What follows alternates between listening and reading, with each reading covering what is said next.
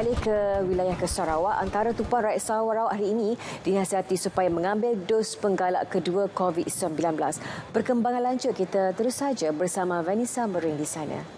Silakan. Ya, Atika. Sebelum itu kita ke perkembangan ini. Premier Sarawak Datuk Patinggi Tan Sri Abang Johari Tun Nopeng berharap Perdana Menteri Datuk Seri Anwar Ibrahim dapat memenuhi kandungan yang termaktub dalam Perjanjian Malaysia 1963, MA 63 dan Jawatan Kuasa Antara Kerajaan IGC.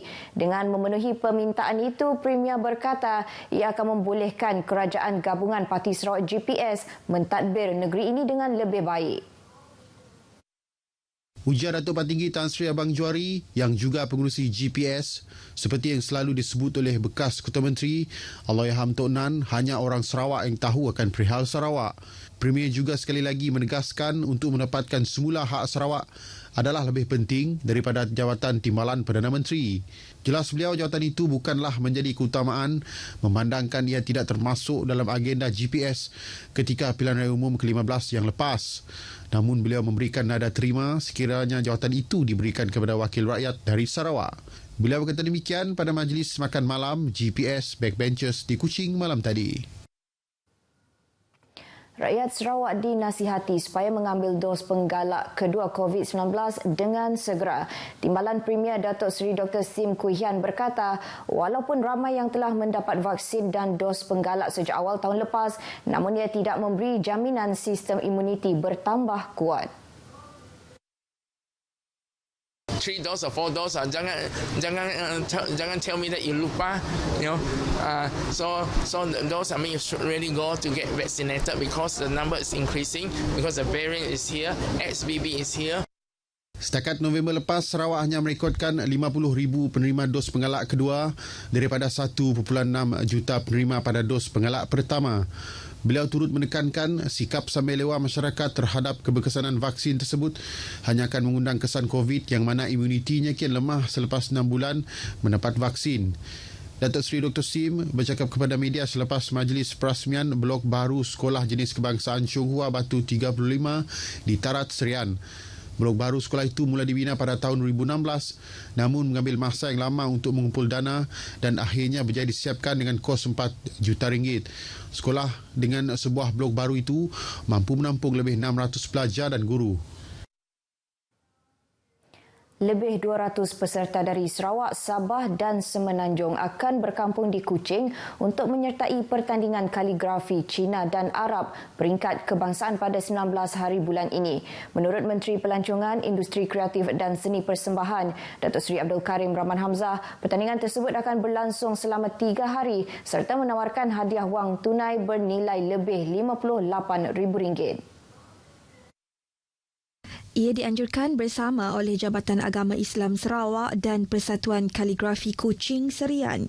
Sebanyak 4 kategori akan dipertandingkan iaitu kaligrafi Cina kategori menengah dan terbuka serta kaligrafi Arab kategori menengah dan terbuka. Beliau memberitahu johan kategori terbuka akan membawa pulang wang tunai RM6,000, RM3,000 untuk naib johan dan tempat ketiga akan menerima RM2,000. Manakala johan kategori menengah akan menerima RM2,000, RM1,500 bagi pemenang tempat kedua serta tempat ketiga akan menerima RM1,000. Pelbagai aktiviti sampingan akan diadakan bersempena pertandingan itu, termasuk bengkel dan pameran. Datuk Seri Abdul Karim berkata demikian pada sidang media di Kuching. Jelasnya, kementerian beliau bersedia untuk menyokong penganjuran pertandingan sedemikian pada masa akan datang kerana ia secara tidak langsung dapat mempromosikan kaligrafi Cina dan Arab yang merupakan satu warisan seni yang berharga. Bintulu Emergency Mutual Aid BIMA merupakan organisasi yang bertindak menghadapi bencana kebakaran melibatkan industri gas dan minyak di sekitar kawasan Bintulu. Ketua Pengarah Jabatan Bomba dan Penyelamat Malaysia Datuk Seri Muhammad Hamdan Wahid berkata, kelengkapan ini bagi persediaan menghadapi bencana berikutan keranjakan ekonomi di kawasan tersebut. Ujar Datuk Seri Muhammad Hamdan, BEMA yang ditubuhkan kira-kira 29 tahun itu dilengkapi dengan kepakaran setiap ahli, terdiri daripada syarikat yang menjadi pelengkap untuk menghadapi sebarang kejadian berlaku. Dan kita percaya bahawa parameter Tanjung Kidurung inilah merupakan satu parameter yang mempunyai berbagai jenis industri minyak dan gas yang menyumbang kepada ekonomi negara, dan ianya sudah tentu merupakan satu lokasi yang penting, merupakan hotspot yang penting untuk kita bersama sebagai agensi kerajaan dengan pemain industri untuk memastikan bahawa keselamatan diutamakan.